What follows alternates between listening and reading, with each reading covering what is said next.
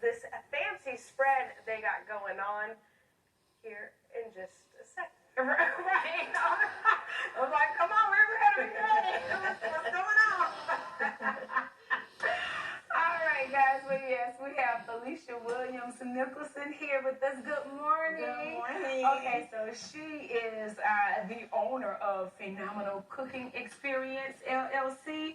So, yeah, she does it all. But, of course, we're talking football. Food is, we know, people love the commercials and the game, of course, halftime, but food is up there, right? Exactly. So, it's important. Yes.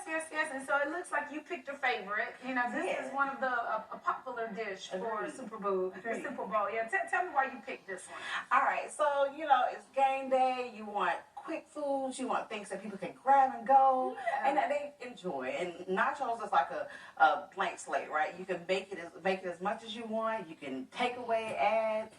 It's just a blank canvas, right? Yes. All right, well, we'll start with the blank canvas, even though, as you see, it's nicely done here, but talk about, all right, you start with the chips, right? All right, yeah, so I started with the layer of the corn tortilla chips. Okay, that's what I was going to ask. What kind? So these are corn tortilla chips. Does it matter? Gluten-free. Oh, okay. It doesn't matter. But corn tortilla chips, they just have a really, really great flavor, great crunch.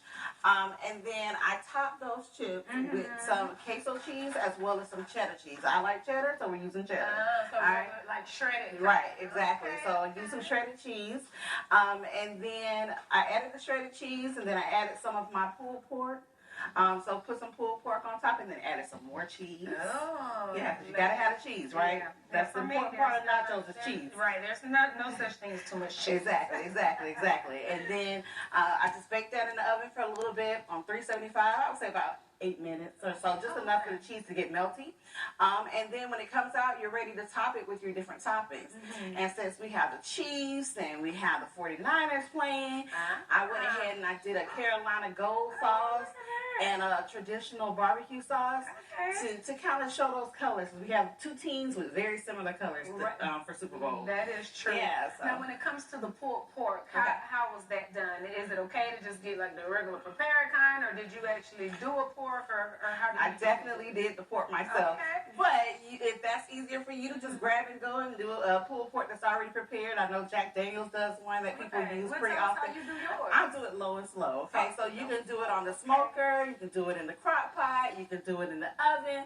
The key is just doing it low and as long as you can. If it's on the smoker, it's going to be an all-day process. Okay, but if it's in the slow cooker, it'll take you about 8 hours for it to get really tender. And then once it gets to that point where you can just lift it and it just shreds, you know it's ready to go.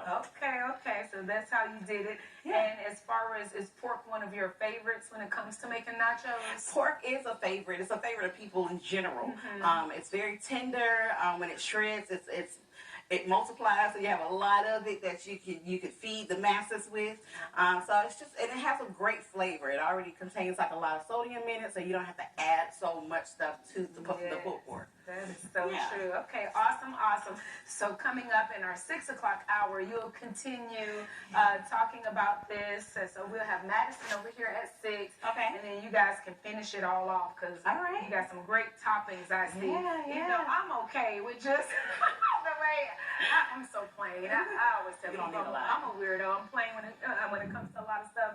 But y'all will finish it up. Cook it up at 6. So make sure to stick around, everybody. We'll see you then.